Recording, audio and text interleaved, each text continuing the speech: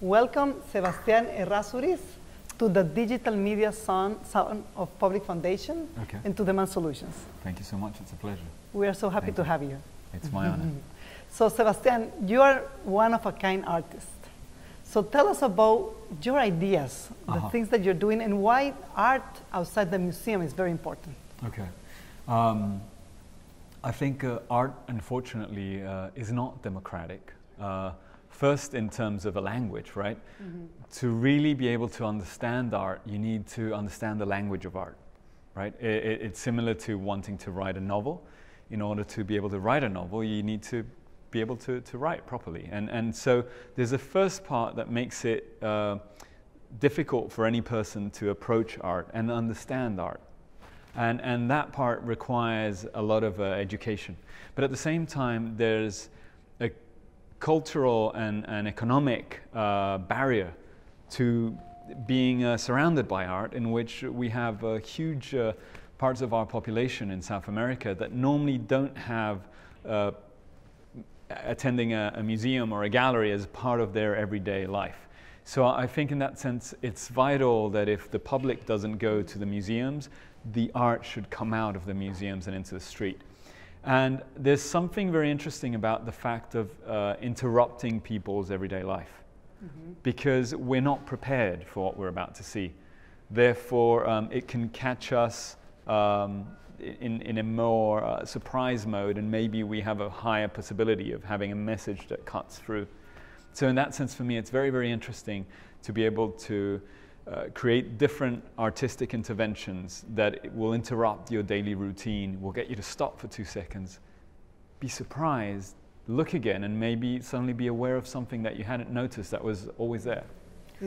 How would you summarize in 30 seconds your work? I create distilled, extremely simple images that force the viewer to stop, look again at what's there, and realize that they hadn't seen something that was always in front of them. And I try to create those moments of awareness. The more moments of awareness that I can create, the more you're offering the viewer a general awareness that allows them to be empowered to make the right decisions in their own life. So I'm constantly the nagging guy who's constantly saying, hey, had you checked that this actually could be this way? And I know you go about your life this way, but that's just the way our parents told us to do it. It doesn't really make sense. And how about this? No one's doing anything about that, and so on. It's a constant poking where you're trying to get people to open the other eye. I was showing at the presentation, one of my favorite pieces is, I designed the first door that has 2 viewers instead of 1 viewer. If you think of every single door you know, you close your eyes, you think, they all have 1 viewer, right? But we have 2 eyes. So it's kind of ridiculous that we all have to close an eye for centuries to look through the viewer, which makes no sense because we're not pirates and we're not looking through telescopes, right? We've had binoculars for hundreds of years. So the door becomes a metaphor to invite us to open the other eye and look again and see what was always there. So it's a constant trial and error of little invitations to get the viewers to see what you're trying to get them to see.